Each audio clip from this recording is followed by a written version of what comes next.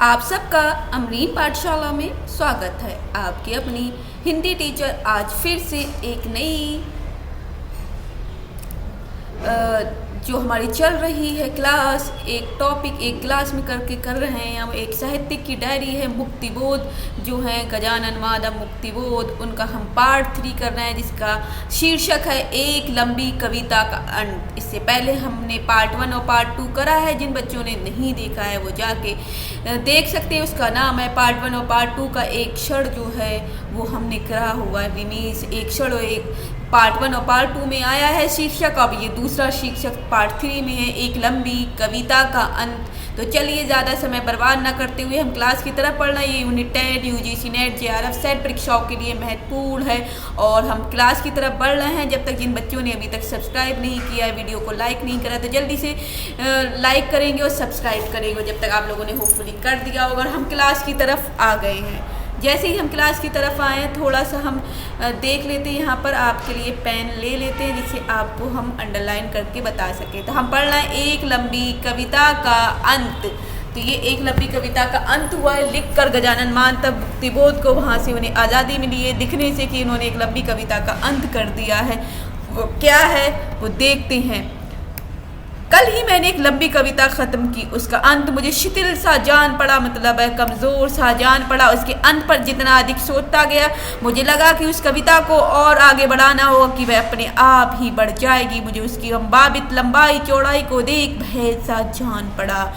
भय इसलिए, डर इसलिए कि इतनी प्रधिगीरता हमारी यहाँ अच्छी नहीं समझी जाती। दूसरे यह है कि उसके मासिक पत्रों में प्रकाशन में बड़ी असुविधा हो जाती है, कि मासिक पत्रिकाओं में प्रकाशन में सुविधा मिल जाती है। अगर किसी व्यक्ति को पकड़कर आप उसे अपना श्रोता भी बना ले, तब भी वे काम नहीं चलने का, क्योंकि उसकी प्रधिगीरता उबाने वाली होगी। तब क्या किया जाए, कैसी कविता लिखा जाए जो श्रोता जो है उसे पसंद आए।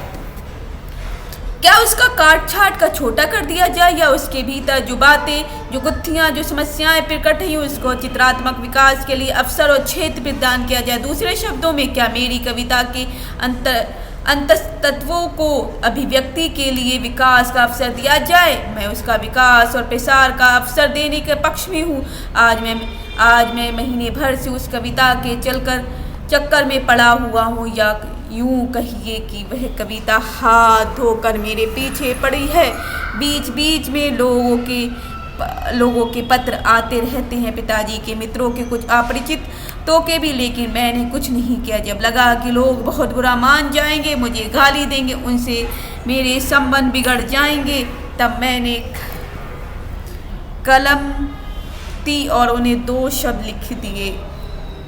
इधर वह कविता मेरी पिंड नहीं छोड़ रही थी। अगर वह कविता भावपूर्ण होती तो एक बार उसकी आवेशात्मक अभिव्यक्ति हो जाने पर मेरी छुट्टी हो जाती, लेकिन वैसा हो सकना असंभव है, क्योंकि भावावेश किसी बात को लेकर होता है, वह बात किसी दूसरी बात में जुड़ी होती है, दूसरी बात किसी तीसरी बात में से। इसी तथ्य को मैं यूँ कहूँगा यथार्थ के तत्परस पर गुफित होते हैं। साथ ही पूरा यथार्थ गतिशील होता है। अभिव्यक्ति का विषय बनकर जो यथार्थ प्रस्तुत होता है वह भी ऐसा गतिशील है और उसके तत्व भी परस्पर गुफित हैं। यही कारण है कि छोटी कविताएं लिख नहीं पाता, छोटी होती हैं, वे वस्तुतः छोटी न होकर अधूरी होती है। मैं अपनी बात कह रहा हूँ और इस प्रकार की नामालूम कितनी ही कविताएं मैंने अधूरी लिखकर छोड़ दी। उन्हें ख़त्म करने की कला मुझे भी नहीं आती है, मेरी ट्रेजेडी है।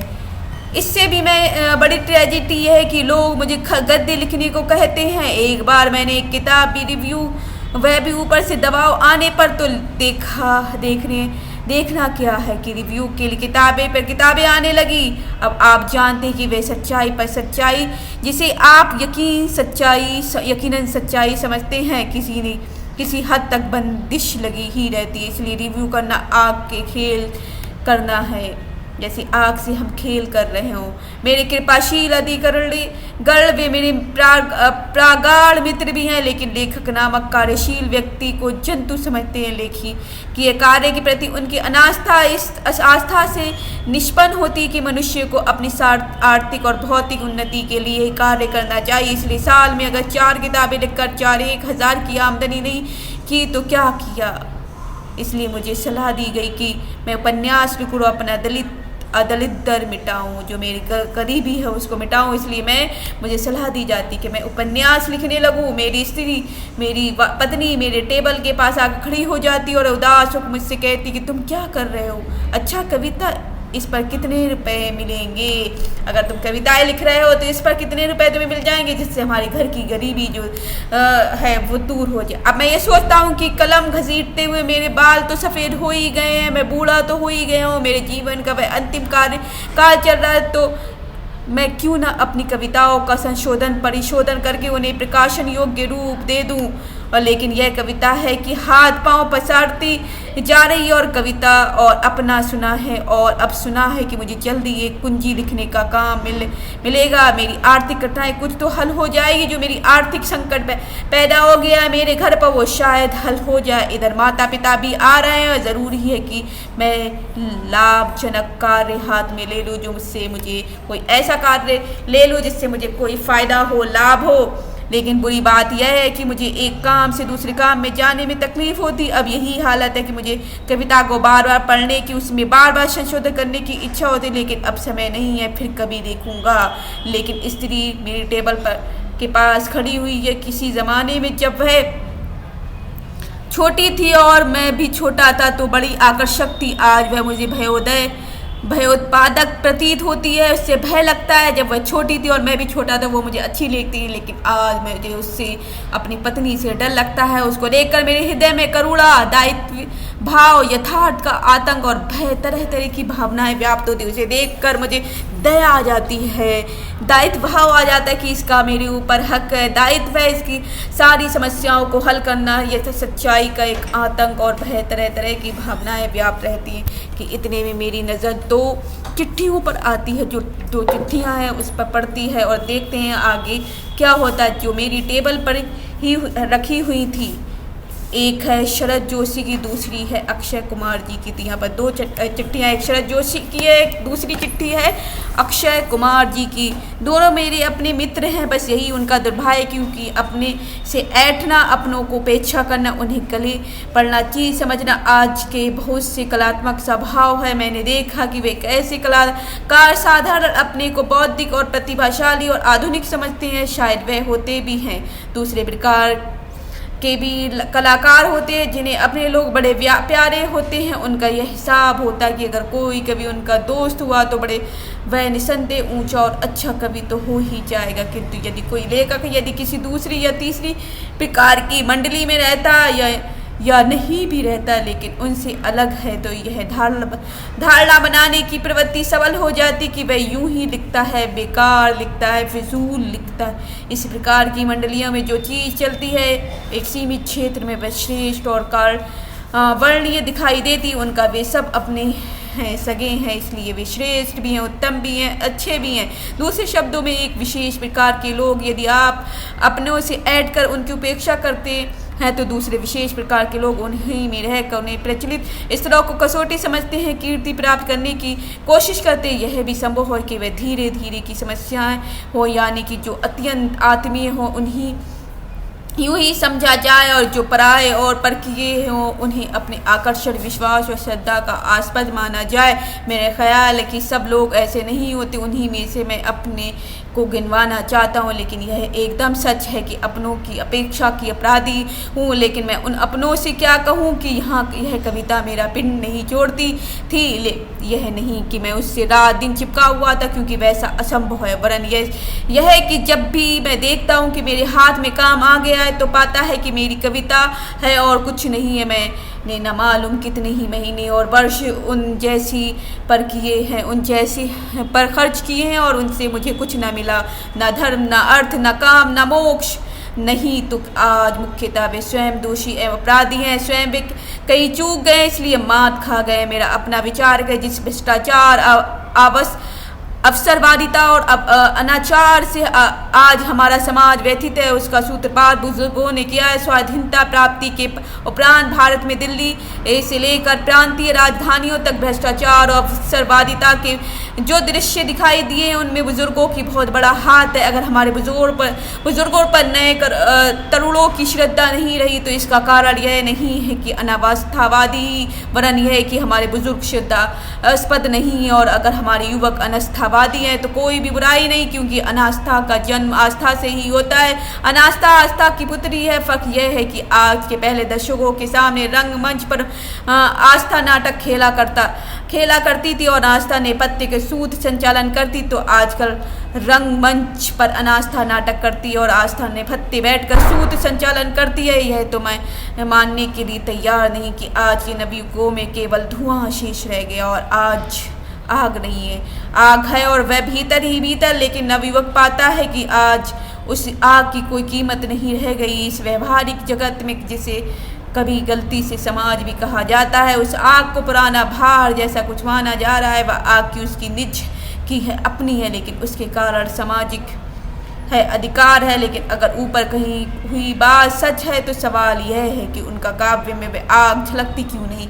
प्रश्न स्वाभाविक है। इसका उत्तर यह इस प्रकार दिया जा सकता है कि बुजुर्गों ने, सत्ताधारियों में, समाज संचालकों ने, आर्थिक शक्ति से संपन्न वर्गों ने समाज के प्रत्येक स्तर पर प्रकट और अप्रकट, सूक्ष्म और स्थूल भ्रष्टाचार विधान दिखा दिया है। भ्रष्टाचार कई रूप में प्रकट होता है कि कभी कानून और गैर कानूनी नियम, आर्थिक शक्ति, प्रभावशाली लोगों ने सुविधा के लिए, तो इस प्रकार वातावरण में फिट होने के लिए हमारी समझदारी का यह तकाजा होता है कि किसी तरह शैतान समझे कि गधे को भी काका है और बड़े बड़े आदर्शवादी आज रावण हैं। यहाँ पानी भरते हैं और यहाँ मिलाते बड़े प्रगतिशील महानुभाव। इस मर्ज की गिरफ्तार जो व्यक्ति रावण है, वहाँ पानी भरने से इनकार करता है, उसके बच्चे मार खाते फिरते और अपना और आप जानते कि खराती यशोदा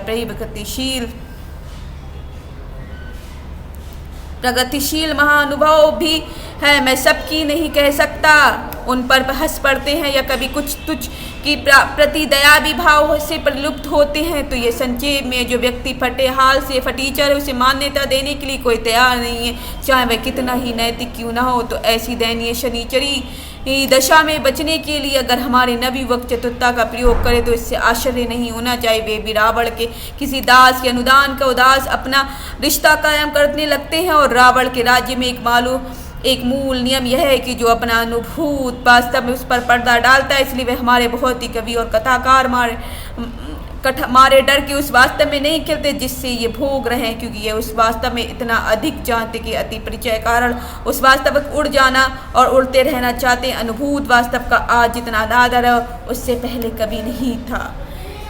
यह नहीं कि आज की कथा साहित्य यथार्थवादी है अथवा यथार्थ विरोधी है, बल्कि यह है कि लेखक यथार्थ नाम पर अनुभूत यथार्थ जीवन, यथार्थ मतलब रियलिटी, अपने जीवन की वास्तविक यथार्थ से दूर निकल कर किसी और के यथार्थ में कहानी और उपन्यास गढ़ना चाहता है। मैं यह नहीं कहना चाहूँगी कि हमारे लेखक के पास प्रतिभा नहीं है, बल्कि यह कहना चाहता है कि उसमें मानवीय अंतरात्मा, मानवीय विवेक चेतना की हलचल मचा देने वाली पीड़ा नहीं है, क्योंकि वह ज़रूरत से ज़्यादा समझदार हो गया और समझदारी का वह तकाजा है कि जिस दुनिया में हम रहते हैं उससे हम समझौता करते रहते हैं। आज के साहित्यकार का आयुष्म क्रम क्या है? विद्यार्जन, डिग्री और इसी बीच साहित्यिक प्रयास, विवाह, घर, सोफा सौद, एरिस्टोक्रेटिक लिविंग, महानों के व्यक्तिगत संपर्क, श्रेष्ठ प्रकाशकों द्वारा अपनी पुस्तक का प्रकाशन, सरकारी पुरस्कार अथवा ऐसी कोई विशेष उपलब्धि और 40वें वर्ष के आसपास अमेरिका या रूस जाने की तैयारी, किसी व्यक्ति या संस्था की सहायता से अपनी कृतियों का अंग्रेजी या रूसी में अनुवाद, किसी बड़े भारी सेठ की यहाँ से सरकार के यहाँ से ऊंचे किस्म की नौकरी।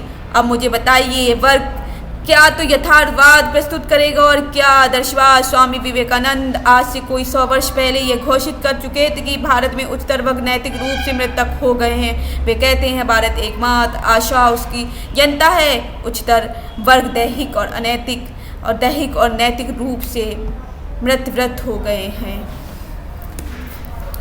अगर ज़्यादातर वर्गों में यह हाल है तो उस समय उस समय थी। आज हम सिर्फ यह कहेंगे कि इस समय भारत के उच्चतर वर्ग दैहिक रूप से खूब प्रबल हैं, शारीरिक रूप से बहुत प्रबल हैं हो गए, और यहाँ तक नैतिकता का प्रश्न है वह न पहले कभी थी और न आज है। नैतिकता उनमें आज नहीं पाई जा रही है। नैतिकता के स्थान पास सिर्फ सौदेबाजी और अवसरवादिता रह गई है कि सौदेबाजी करते हैं और अवसरवादिता कहते हैं। स्वामी विवेकानंद ने एक बार यह भी कहा है, क्या कहा है जान लेते विवेकानंद ने, मैं एक समाजवादी हूँ इसलिए नहीं कि मैं एक सर्वगुण संपन्न संपूर्ण व्यवस्था है, बल्कि इसलिए कि मेरी रोटी के अभाव की अपेक्षा आधी रोटी बेहतर होती, कि मुझे एक रोटी की जगह आधी रोटी में मिले तब भी मैं संतुष्ट रहूँगा, लेकिन एक रोटी के पीछे नहीं भागूंगा।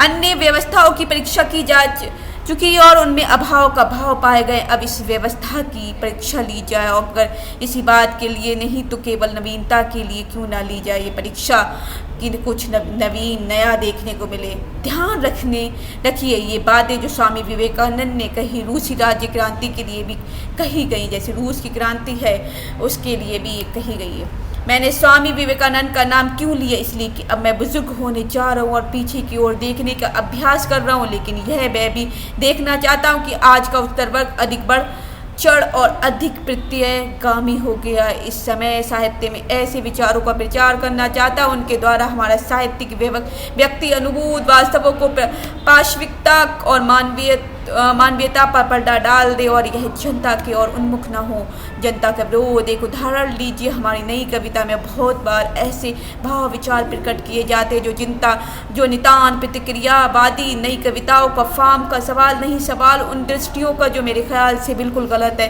गलत सवाल गलत ही नहीं बल्कि प्रतिक्रियावादी हैं। आज युवक की ब्रह्म स्थिति और अंत स्थिति का वर्णन करते हुए एक कवि कहता है कि अगर ब्रह्म जगत में काम करना पड़ता है तो लामुहाला मुझे भीड़ बन जाना पड़ेगा, मैं जुलूस में शामिल हो जाऊंगा, लेकिन भीड़ और जुलूस तो मनुष्य के व्यक्तित्व के परिहार का अंतर्व्यक्तित्व के संहार का सूचक है, इसलिए मेरी मुक्ति कहीं भी नहीं है। एक पुराने प्रयोगवादी कवि भीड़ से घबराता है, भीड़ के प्रति भयानक प्रतिक्रिया करते हुए उससे दूर हटना चाहता है, भीड़ के प्रति घृणा व्यक्त करता है, भीड़ के प्रति नफरत व्यक्त करता है। निसंदेह ये दोनों कवि अपनी तरह से अपनी बात कहते हैं, मेरी तरह नहीं कि तू ऊपर। मैंने उनकी दृष्टि के संबंध में लिखा है, ना कि उनकी विशिष्ट व्यक्तियों के विशिष्ट आशय के संबंध में। कोई भी बुद्धिमान व्यक्ति यह जानता है कि यह स्थान से एकत्र असंगठित जनता भीड़ नहीं, क्योंकि यह संगठित है। जहाँ संगठन है वहाँ एक प्रेरणा और एक उद्देश्य भी है, जहाँ एक प्रेरणा और उद्देश्य वहाँ एक स्फीत और सक्रिय चेतना। देश विदेश के पिछले इतिहास में हमें ये सूचित होता है कि संगठित जनता असाधारण कार्य किया है। हाँ, यह सही है कि संगठित जनता की प्रेरणा और उद्देश्य को देखकर यह निश्चित करना होगा कि यदि वह प्रेरणा और उद्देश्य उचित है तो वह संगठित एकत्रीकरण सर्वथा उचित, और यदि वह प्रेरणा और उद्देश्य गलत है वह संगठित एकत्रीकरण भी अनुचित रहेगा। आगे बोलते हैं, किंतु हमारे कई नए कवियों को अपने एकत्रीकरण से ही डर लगता है कि उन्होंने जो भी इकट्ठा किया है उससे डर लगता है, जिससे जनता सामूहिक दृश्य कह सकते हैं कि जनता का ये सामूहिक दृश्य है, उसे सामूहिकता से चिढ़ है। क्यों चिढ़ है? इसका जवाब है इसलिए कि पश्चिम के विचार पत्र उसे वैसा ही सिखाते, उसे सिखाया गया है कि उसके सचेत आत्मीय निर्णित विवेक परक संकलन से शून्य होकर व्यक्ति अपने को समूह में विलीन कर देता है, इसलिए कि जागरूक स्वैच्छ महानुभाव तुम अपने समूह में विलीन मत करो। दूसरे शब्दों में जनता समूह है, वह अज्ञ है, अंधकार ग्रस्त है, वह जल्दी ही भीड़ बन जाती है। उसका साथ मत दो, तुम सचेत व्यक्तिशाली प्राण केंद्र हो, उसमें अपने आप को विलीन मत करो। अपने अंतिम निष्कर्ष यह विचार धारा अत्यंत प्रतिक्रियावादी है, वह जन के प्रति घृणा आधारित वह बुद्धिजीवियों की जनता से अलग करके रखने का एक उपाय है। ये विचारधारा अब तक भारत में नहीं थी, वह इस समय उपस्थित है। सब नए कवि जनता की घृणा नहीं करते, लेकिन कुछ ऐसे हैं जो प्रतिक्रियावादी विचारधारा को अपनाते हैं। यह विचारधारा नहीं है। हमारी विश्वविद्यालय में कुछ केंद्र हास्यग्रस्त समाजवादी देशों की विचारधाराओं से हिंदी में प्रचलित करते हैं। प्रचार में कोई तरीके हैं जैसे गोष्ठी, परिसंवाद, लेखन, प्रकाशन इत्यादि। भारत के उत्तर वर्गों में कुछ बहुत से कर्णधार ठेठ पश्चिमी साम्राज्यवादी विचारधाराओं को अपनाकर उनका प्रचार करते हैं। उन विचारधारा और दृष्टिबंधुओं का प्रचार साहित्य में भी होता है। फर्क यह है कि यह विचारधारा अधिक सूक्ष्म और अधियुक्त होकर औचित्य और संगति की जमा पहनते हैं ते हुए साहित्य में उपस्थित होते हैं। ऐसी विचारधारा जन भय, जनता का डर और जन घृणा, जनता से नफरत पर आधारित रहती है। भारत के उच्चतर वर्ग पश्चिम के साम्राज्यवादी देशों से अधिकतम राजनीतिक और सांस्कृतिक मनोवृत्तियों का आत्मसात करते हैं। में सांस्कृतिक जो चीज़ें हैं उन सब चीज़ों को, या चाहे राजनीतिक हो, चाहे कल्चरी से रिलेटेड हो, सांस्कृतिक हो, सबको अपने अंदर ग्रहण कर लेते हैं, आत्मसात कर लेते हुए अपनी संस्कृति प्रभाव का विस्तृत करना चाहते। छोटे या मझोले मध्य वर्ग के छोटे वर्ग हो या मझले वर्ग के बीच के वर्ग के हों तो महत्वाकांक्षी लेकर पद की प्रतिष्ठा के लोभ में उन्हीं के दरवाजे जाते हैं, उन्हीं से सामंजस्य स्थापित करते हैं और जाने या अनजाने साहित्य में उन्हीं की उच्चतर वर्गों में अद्यतन राजनीतिक सांस्कृतिक मनोवृत्तियों के उन्हीं के प्रभावों और विचारों के उन्हीं की दृष्टियों और भावों को संवाहक बन जाते हैं। यह एक वास्तविक जीवन तथ्य है, इससे इनकार नहीं किया जा सकता। यहाँ तक कि उनके दरवाजे जाकर उनकी कृपा से सभ्य जीवन की सुंदर साज सज्जा प्राप्त करके उन अपनों से घृणा और तिरस्कार करने लगते हैं कि जिनमें वे जन्मे थे उन अपनों के जीवन की बदरंग सूरत उनमें उनके लिए विरुद्ध एक तड़पती हुई प्रतिक्रिया पैदा कर देती है। अपने से हटकर वे अपनी स्वामियों या उच्च सत्ताधारियों या लाभदायक प्रभाव संपन्न व्यक्तियों की खुशामद करने में से एक दूसरे की होड़ करने लगते हैं और इस होड़ के दौरान एक व्यक्ति या सत्ता के आसपास गुट या दल बन जाते हैं। चारित्रिक संकट उत्पन्न हो जाता है। साहित्यिक क्षेत्र में ये संकट एक प्रकार से व्यक्त होता है, आर्थिक क्षेत्र में चारित्रिक संकट दूसरे प्रकार से व्यक्त होता है, राजनीतिक क्षेत्र में यह चारित्रिक संकट किसी तीसरे प्रकार से व्यक्त होता है। मूल बात यह है कि यह संकट लाभ लोभ के फलस्वरूप और उस लाभ लोभ से प्रेरित समझदारी से पैदा होता है। जब तक समाज पर धन का शासन रहेगा तब तक यह चारित्रिक संकट अधिक से अधिक असंतोष और अव्यवस्था उत्पन्न करने के अतिरिक्त मानव मूल्यों की हानि से साथ ही लाभ लोभ के से प्रेरित समझदारी को प्रधानता देता जाएगा। आदमी ज़्यादा से ज़्यादा दुच्चा और ओछा होता जाएगा। फलता न केवल सामान्य जनता पर उसके उपदासों द्वारा शोषण का बोझ बढ़ता जाएगा, वरन यह है कि उन स्वामियों और दासों तथा उपदासों के चारित्रिक अधः पतन में उत्पन्न परिस्थिति भी सामान्य जनता के लिए अधिकारिक भयावह और दुर्भह होती जाएगी। ऐसे भयानक दृश्यों का विस्तार भारत में आज भी कम नहीं है। तो मैंने यह सब क्यों लिखा? इसलिए कि आज निधन हुई इसलिए परिस्थितियों में जीवन यापन करना पड़ रहा है और चारित्रिक अधः पतन के मानसिक संकटों और आंतरिक गिलानियों का अनुभव करना पड़ रहा है। इस परिस्थिति से आप इस स्थिति की भी मिलाकर देखिए कि हिंदी क्षेत्र में कोई व्यापक संजीवनीकारी आंदोलन या हलचल नहीं है जो संभवतः अन्य भाषा और प्रांतों में है।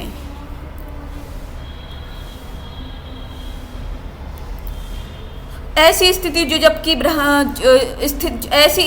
जबकि ब्रह्मा समाज में संजीवनकारी उत्पेदन आंदोलन या संगठित शक्ति नहीं है। एक संवेदनशील मन जिसमें अब तक अवसरवादी कौशल और लाभ लोभ समझदारी विकसित नहीं हुई, केवल अपने की निस्साय अनुभव करना यदि वह कभी हुआ तो सहज मानवीय आकांक्षाओं की पूर्ति सामाजिक वातावरण के अभाव में और इसके काव्यत रंग से अधिक श्याम, अधिक बोझिल और अधिक आत्मग्रस्त हो जाती है। हाँ, मैंने अपनी एक कविता में उन्हीं कालजयी रंगों का प्रयोग किया है। केवल यह है कि इस श्यामलता के कार्य कारण संबंध में भी वहाँ प्रस्तुत किए गए। अब कविता कोई निबंध तो नहीं, अब कविता कोई निबंध तो है नहीं कि जिसमें लोग को आज के हालात की जानकारी ना मिले। वह एक नाटक है जिसमें पात्र प्रस्तुत होकर मूर्त रूप से जीवन यथार्थ उपस्थित करते। कविता एक संगीत की छोड़ अन्य सब कलाओं से अधिक अमूर्त है। वह जीवन यथार्थ केवल भाव बनकर प्रस्तुत होता है या बिंब बनकर या विचार बनकर। कविता के भीतर की सारी नाटकीयता प्रस्तुत भावों को गतिमयता है। इसी प्रकार कविता के भीतर का कथा तत्व भी भाव का इतिहास है। तो फिर ऐसी स्थिति भी यह भी असंभव नहीं कविता के अनेक क्रमबद्ध गद्य चित्रों में प्रस्तुत किया जाए अथवा अनेक क्रमबद्ध गद्य चित्र कुछ इस तरह आलोकित और दीप्तिमान होते उनकी छंद बन जाए, गतिमान हो जाए और एक विशेष दिशा से की ओर प्रवाहित हो सके। पता नहीं क्यों और कैसे मैंने एक काव्य कथा लिख दी। निसंदेह उसमें कथा के केवल आभास है, नाटकीयता केवल मारीचकी है। वह विशुद्ध आत्मगत काव्य, और उस काव्य में रंग सामले, बिल्कुल सामले, भय, आतंक, अनिश्चय जिज्ञासा, कौतूहल और समाधान, घबराहट और दुश्चिंता उसमें झलक उठती है। वह असल में एक एलगिरी है, एक रूपक है। वह रूपक क्या है? वह एक व्यक्ति है। उसे लगता है कि वह एक ऐसे अहाते में चला आया है जहाँ पहुँचना प्रतिबंधित है। उस अहाते के भीतर एक बंगला है, पुराना धुराना बंगला, रहस्यमय, वह सूना है। वहाँ उसे एक आदमी मिलता है जो गुप्तचर प्रतीत होता है। वह एक दूसरा आदमी मिलता है जो बिल्कुल पागल है। कविता के अंत में बताया जाता है कि इस बंगले में सीढ़ियाँ जमीन के भीतर चलती हैं।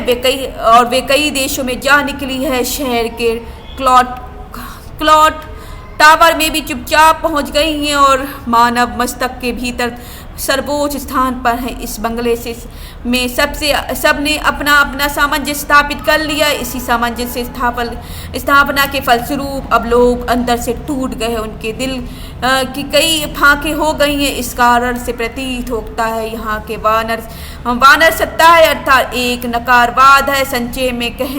संचय में बंगला लाभ लोभ के अर्थ वह आदमी सत्ता का प्रतीक है जिसमें सामंजस्य और संतुलन स्थापित करके लोगों ने अपने आप को झुठला दिया है। बंगले के भीतर आत्मा की हत्या हो चुकी और इस हत्याकांड में सब लोग परिचित होते हुए भी चुप हैं क्योंकि वे उस बंगले की सत्ता से सामंजस्य स्थापित किए हुए हैं। गद्य में यह रूपक के एक सिलसिले से सामने आता है, लेकिन कविता में यह सिलसिला टूट जाता है। इसलिए जैसे स्वप्न के भीतर स्वप्न आते हैं उलट पुलट होकर, कविता मैंने उस उलट पुलट का निर्वाह करने का प्रयत्न किया। सोचता हूँ कि अपनी इस प्रतीक कविता को किसी कहानी के रूप दे दूँ। समझता कहानी की कोई मानसिक पत्रिका मुझे कम से कम 15-20 रुपए दे दे। इसमें मैं अपने मित्रों के सामने यह सिद्ध कर सकूँ कि मैं अयोग्य नहीं और रुपए कमा सकता हूँ। कुंजी लिखने का काम मैं 4 दिन के बाद करूँगा, क्या ठीक है ना? इस तरह से बता दे कि कुंजी लिखने का जो काम है मैं 4 दिन के बाद। और यहाँ पर एक लंबी कविता का अंत जब हो जाता है उसके बारे में सारी चीज़ें लिख रहे हैं। आगे हम पढ़ेंगे। डबरे पर सूरज और बीम जो है अगले पार्ट में पढ़ने वाले हैं। तो इसलिए जिन बच्चों ने अभी तक सब्सक्राइब नहीं किया तो जल्दी से सब्सक्राइब करेंगे। हमारे यहाँ पर पार्ट 3 का अंत हो जाता है। पार्ट 4 में हम अगली वीडियो में मिलेंगे, तो जल्दी से सब्सक्राइब कर देंगे, वीडियो को लाइक करेंगे, शेयर करेंगे और अगले पार्ट में मिलते हैं। तब तक के लिए bye bye, take care, have a nice day. जहाँ रहें खुश रहें, आबाद रहें। जय हिंद, जय भारत।